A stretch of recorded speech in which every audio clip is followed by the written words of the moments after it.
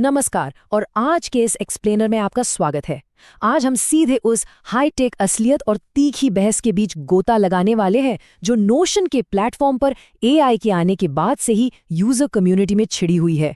ये एक ऐसा बदलाव है जिसने काम करने के तरीके को पूरी तरह से पलट कर रख दिया है। लेकिन क्या ये नया एआई फीचर हर किसी के लिए वरदान है? चलिए मिलकर समझते हैं। अब इस विषय की गहराई में जाने से पहले जरा इस रेडिट यूजर की राय पर गौर कीजिए। इनके लिए अपने ही जीवन भर के नोट से बातचीत कर पाना और पलक झपकते ही जवाब पा लेना सच में एक जादू जैसा है। बहुत से लोग इस तकनीक को पर्सनल प्रोडक्टिविटी के मामले में एक बहुत बड़ी जीत मान रहे हैं। लेकिन रुकिए, सिक्के का दूसरा पहलू भी है। कम्युनिटी का एक और हिस्सा इसके सख्त खिलाफ है। इसी एआई फीचर को कुछ लोग प्राइवेसी के लिए एक बड़ा खतरा और एक गैर जरूरी सिरदर्द मान रहे हैं। उनका मानना है कि ये तकनीक न सिर्फ लोगों को आलसी बना रही है, बल्कि हमारी सबसे निजी बातों को एक मशीन के हवाले कर रही है। तो फिर असली कहानी है क्या? इन दो बिल्कुल अलग रायों के बीच सच्चाई कहाँ छुपी है? आज हम इसी को डिकोड करेंगे। हम एआई के वादों से लेकर उसकी सर्च तकनीक, एआई इंजन के बैकएंड और अंत में यूजर्स की राय पर बात करेंगे। चलिए भाग 1 से शुरू करते हैं। नोशन एआई के वादे। असल में कंपनी अपने इस एआई को एक ऐसे स्मार्ट असिस्टेंट के तौर पर पेश करती है जो आपके काम के हर छोटे बड़े संदर्भ को समझता है। सोचिए, एक ऐसा चैटबॉट और राइटिंग हेल्पर जो आपके वर्कस्पेस के अंदर ही मौजूद है। आपको मदद के लिए कोई दूसरा टैब या ऐप खोलने की जरूरत ही नहीं है, सब कुछ वहीं आपके सामने। और इसकी क्षमताएं सच में हैरान करने वाली हैं। चाहे वो झटके से कोई कोड लिखना हो, किसी लंबी चौड़ी पीडीएफ रिपोर्ट की समरी बनानी हो, तस्वीरों का विश्लेषण करना हो, या फिर सोशल मीडिया के लिए तुरंत एक कंटेंट कैलेंडर तैयार करना हो, ये सब कुछ बस एक क्लिक की दूरी पर है। अब आते हैं भाग 2 पर। साधारण सर्च से कहीं आगे, नया Q&A फीचर। ये जो Q&A फीचर है ना, ये जानकारी ढूंढने वाले उस उबाऊ काम को लगभग खत्म कर देता है। आप बस अपनी आम भाषा में कोई सवाल पूछिए और ये एक सटीक जवाब तैयार करके आपको दे देगा। और सबसे अच्छी बात, ये आपको असली डॉक्यूमेंट्स के सोर्स लिंक भी देता है ताकि आप खुद चेक कर सकें कि जानकारी सही है या नहीं। लेकिन सबसे मजेदार बात तो ये है कि इसका सर्च सिर्फ नोशन तक ही सीमित नहीं रहता।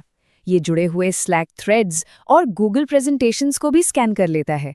मतलब अलग अलग ऐप्स में बिखरी हुई जानकारी को एक ही जगह समेटकर आपको पूरा जवाब मिल जाता है ना कमाल?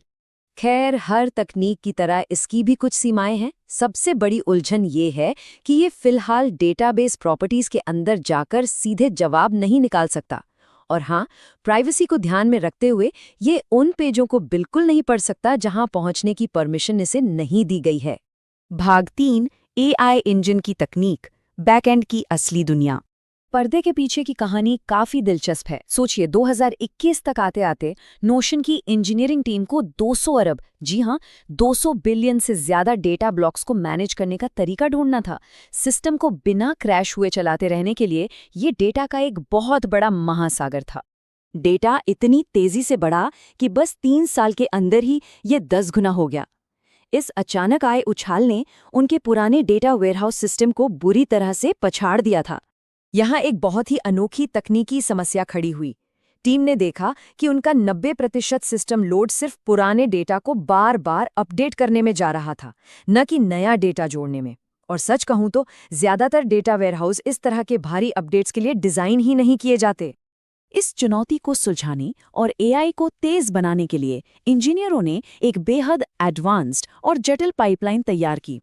इसमें डेटा निकालने के लिए डेबिजियम, उसे स्ट्रीम करने के लिए काफका, सुरक्षित स्टोर करने के लिए अपाचे हुडी और इस भारी काम को प्रोसेस करने के लिए स्पार्क का इस्तेमाल किया गया।